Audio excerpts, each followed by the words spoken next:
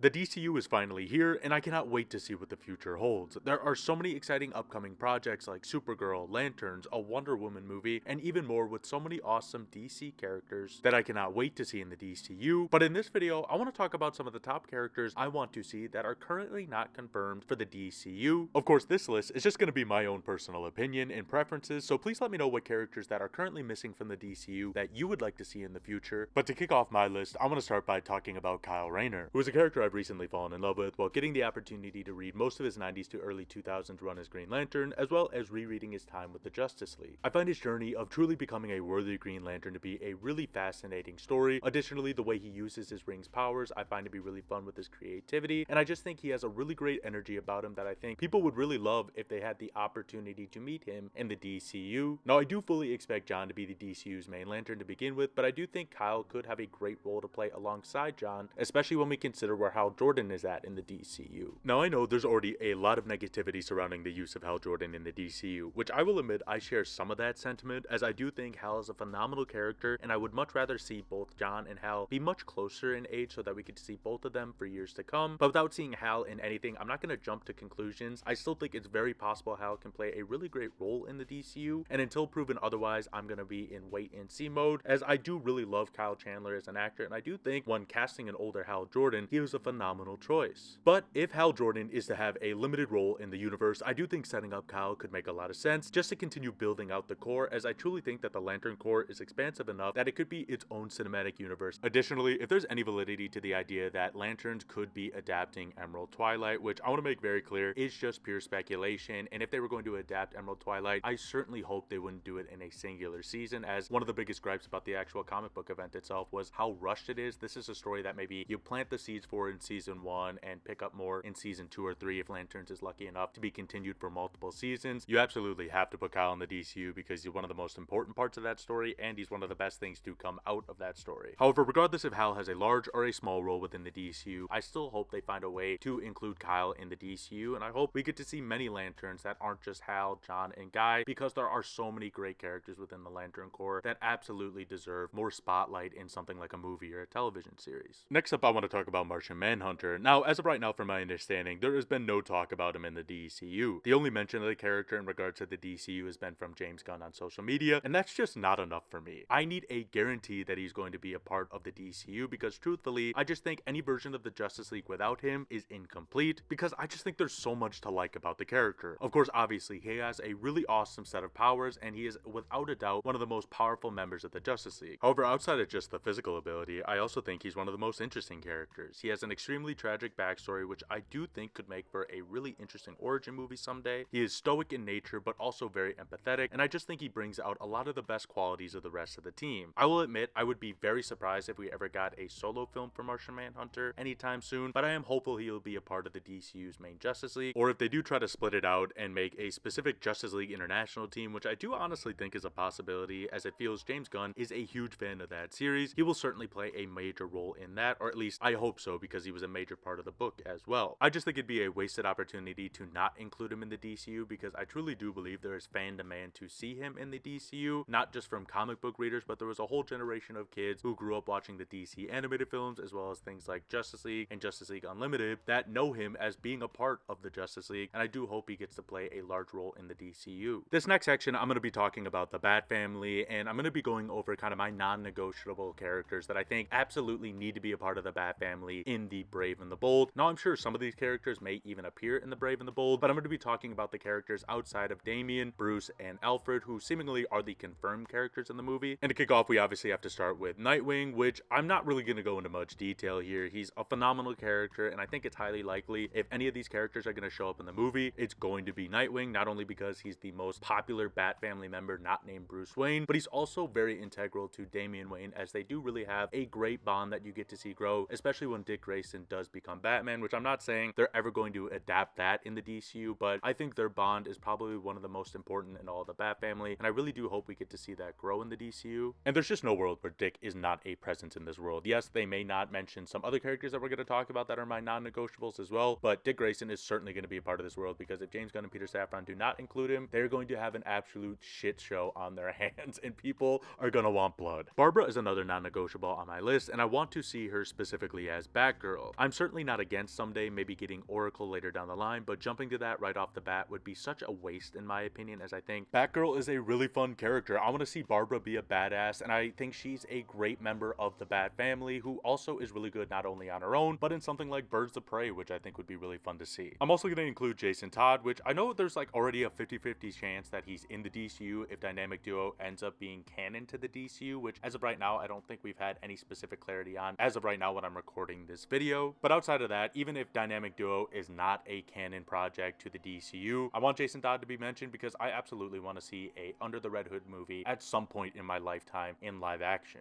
And sadly, that's going to wrap up my non-negotiables because I simply just do not have the strength to get my hopes up for Tim Drake being included in the DCU. I absolutely love Tim, and I truly hope Red Robin is in the Brave and the Bold because I think he truly is the best Robin in the Bat family. I want to be clear, I don't think he's the best character, but he's the best in the role of Robin in just my opinion. But DC just does not give a shit about Tim Drake, and I'm almost certain they're not going to include him in this universe. Maybe I'm just being too pessimistic because I don't want to be hurt, but I certainly understand the argument that you don't want to overload the Bat family and have too many characters that the general audience gets lost. And I think if any of them are going to be cut out of the main four Robins, it's certainly going to be Tim Drake. I really hope I'm proven wrong. I'd love to see him, but I just can't put him on a non-negotiable list because I truly do think the odds are against him when it comes to making it into the DCU. And furthermore, with the Bat family, I'd also love to see characters like Cassandra Cain and Luke Fox, but those feel like characters that are so far away that they certainly wouldn't be on a non-negotiable list, but I would absolutely love to see them in like 10 years time if the DCU is still kicking. Green Arrow and Black Canary are characters that absolutely need to star in a movie as soon as possible. I genuinely find it crazy that specifically Green Arrow has not yet gotten a movie. Not only is he one of the most beloved characters in the comics, but he's also a fairly well-known character to the general audiences due to the CW show, which certainly was not perfect, but it certainly increased the awareness around the character. And it's certainly a movie that feels like it could be made on a relatively low budget when compared to other superhero movies and net a great profit for the DCU. Not only that, but Oliver is just such a great character that I absolutely think would be a fan favorite if done correctly. He's funny, he's vocal for what he believes, a fun fighter, and also interacts really well with a lot of other characters in DC. Additionally, Black Canary is just an absolute badass who not only has a really fun power, but genuinely is one of the best hand-to-hand combatants in all of the DC universe. And I pray that if she's in the DCU, they really do emphasize that fact about her. They certainly can work on their own as well. This doesn't have to be a team-up movie, but I really do like them as a duo and would love to see them together in the DCU. And when it comes to a first Green Arrow film within the DCU, I personally would really love to see Count Vertigo as the villain. One personal favorite of mine that I really want to see is the New Gods. I personally think they would be best suited for an intro on television, as the New Gods lore is pretty expansive, and I just feel you'd be able to do it a bit more justice in 6 hours on TV instead of 2 or 2.5 hours in a movie. But when reading the New Gods, and specifically going back to the old Jack Kirby books, I absolutely feel like in order to do it justice, it needs to be seen on the biggest screen possible. The art in those books is just jaw-dropping in my opinion. But of course, it's not just the art. There are so many amazing characters within the New Gods that I would really like to see, most notably Orion, who I think is a really good entry into that world, and perhaps he gets introduced in another project which leads into a dedicated New Gods project. And additionally, it's a great way to set up both Apocalypse and Darkseid and really getting to understand what Darkseid's goals are. I really do hope if he does ever make an appearance within the DCU, which I do think eventually is going to happen if the DCU is successful, they really do build up to it and establish him before he meets the Justice League. I don't want him just randomly coming through a boom tube and fighting the Justice League and then dumping a bunch of exposition about his backstory. I think it'd be much wiser to build up to it and really make him this impending doom on the DC universe, because he's a villain that absolutely deserves that type of treatment. But of course, there are many other great New Gods characters outside of the likes of just Darkseid and Orion, characters like Big Barda, Highfather, Mr. Miracle, Metron, and so many others that I think would be really cool to see. I'm just really all for the DCU focusing more on the cosmic aspects of the DC universe, and building out the Green Lantern Corps as well as the New Gods is one of the best ways to do that in my opinion, just so everything doesn't feel like it's revolving around Earth. Which of course, I totally understand. A lot of stories end up finding their way back to Earth, but building out the cosmos of DC and seeing more characters out in space, I just think would be a lot of fun. One of the things that excites me the most about the DCU is the varying tones that the universe will have. A great example of that is next year's Clayface, which seems like it's going to be an R-rated horror film. I think having a variety of different tones just makes the universe feel more fresh and opens the realm of possibilities for all the different type of stories that we could get in the universe. And one of the best groups to do that and kind of emphasize the varying tones of a universe is the Justice League Dark. It feels like for years, DC has tried to get a Justice League Dark project off the ground, but for whatever reason, it just never seems to reach production, and I really hope that changes in the near future, because I think the Justice League Dark unlock an aspect of DC which has been severely underutilized in live action, and that is the magic aspect of the universe, which I find to be immensely fun, as well as it's a great cast of characters depending on who they choose to be in the team. Of course, there's John Constantine, Zatanna, Etrigan, Deadman, and of course Detective Chimp, depending on who they want to utilize. There's also so many other great options that we've seen work with the team, and I really do hope in Swamp Thing we get an appearance of someone like Constantine, or at the very least get some hints towards the characters of the Justice League Dark, and the DCU continues to build out that corner of the DC universe after Swamp Thing releases. But of course, I also wouldn't mind if we didn't have to wait until Swamp Thing, as Swamp Thing doesn't seem like it's going to be coming out anytime soon. So some creative, please go to DC Studios, go pitch a Justice League Dark movie, and for once can we get this off the ground. This next section is just going to be my Superman villains rant, because I really want to see some new damn Superman villains on the big screen. I really loved the Superman film, and I think Nicholas Hoult as Lex Luthor was truly phenomenal, and I absolutely cannot wait to see what he's going to do in the future of the DCU. But there are so many great Superman villains that I want to see, like Parasite, Mongol, Brainiac, Metallo, and so many more. I am begging James Gunn to start using some more unique Superman villains that we have yet to see in live action in a Superman film, and really give them the spotlight so that they are the main villain of a film. I'm really hopeful that the next movie in the Super Family saga, which is expected to be a team-up movie between Supergirl and Superman, is finally going to tackle Brainiac, because I truly think he is one of DC's best villains, and I just think it's absolutely insane that we have yet to see Superman versus Brainiac on the big screen. I absolutely love characters like General Zod, but I'm good on Zod for about another decade. I love Lex Luthor, and again, I cannot wait to see what Nicholas Hoult is going to do, and I am totally fine with Lex having an appearance in the next Superman film and even playing a substantial side role. But we need to give other villains time to shine, because I think Superman has one of the best rogues gallery in all of comics, and I think a lot of people underrate Superman's rogues gallery because we keep having to see the same villains over and over. If you give those other characters like Mongol or Metallo or Parasite a time to shine, I think people will realize, wow, I didn't know Superman had such a great rogues gallery. I only thought he was allowed to fight the same 3 people over and over. But now I want to know what characters you want to see in the DCU, so please let me know in the comments. If you enjoy the content, please leave a like and leave a comment, as that is the best way you can support this channel. Thank you all so much for watching, and I'll see you all in another video.